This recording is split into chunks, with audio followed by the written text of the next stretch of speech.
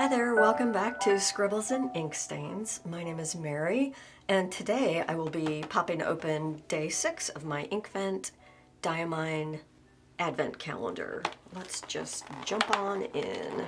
I will do swatching, I will do long form journaling, so I'll load it into a pen. Ghost, ooh, that's an intriguing read on a holiday Advent ink. This is a standard ink. I have an option for this Ghost. I could put in an empty Lamy All-Star, and I could pop a extra fine Lamy nib on there, and that's a pretty wet nib, so I think maybe for today that's what I'll do. All right, let's do our swatches first and our chromatography so we can get that ready and dry. Here's my little Harapico animal. I got the Calico Cat, and I am enjoying using it for my cotton swabs. Oh, this is an interesting ink. This is a little bit like, it's not as chromatic as some of the others. While we're just swatching, why don't I start with this? Going to leave a little bit of room.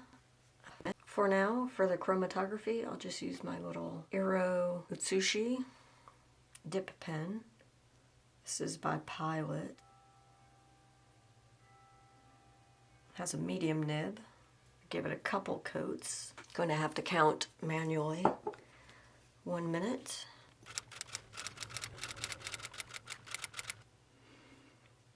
Okay, that's an interesting strip. Let's do this. I've been just drying these on a little paper towel. This resembles Sailor 1, 2, 3.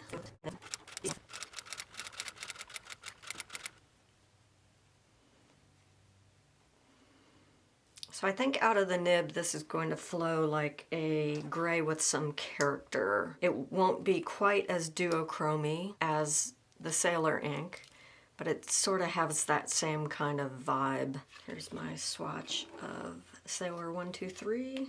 Oh yeah, it's fairly, I would say, a lavender gray with a teal duochrome. It's not really sheening so much as just shifting color. If I were doing this naming, I would probably allude to A Christmas Carol. So you're bringing in the idea of the ghosts of Christmas past, future, and present. Out of the nib, I do definitely see kind of that duochromy shift. It reads gray, a grayish purple, and a teal, depending which letter you're looking at. So that's lovely.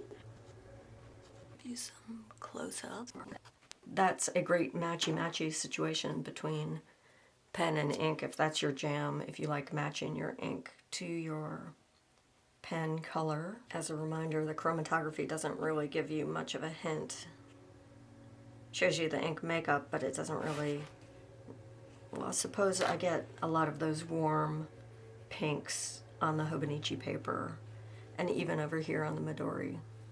Definitely on the drier side, the ink, but that's not causing any flow patterns. An awful lot of my favorite YouTubers don't enjoy fountain pens on the Midori paper, but look at that variety. I can't help but love both papers for their absolutely unique way they show off the different characters of the different ink. So I really was straddling the fence on getting the Diamine Inkvent because it sort of seems like one of those situations where an ink manufacturer can load it up with inks that they created and tested over the course of the year that sort of did not make their prime cut in terms of prime releases of bottled inks. But I am loving each of the inks so far in the Inkvent. All right, let's do a long writing sample from my book. I'm going to transcribe from Susanna Clarke's Piranesi, probably my favorite book of the year last year. It is brilliant, absolutely brilliant. It won the Woman's Prize for Literature. Okay, so I'm gonna wrap it up as I'm closing out this long writing session. I enjoy the ink is high enough contrast to see and use as a journaling ink, and so I'm enjoying it. I'm enjoying the selection in the Diamine Inkvent 2022 far more than I could have anticipated. I'm really loving everything. So thanks so much for your time. I will see you in my next one. Bye.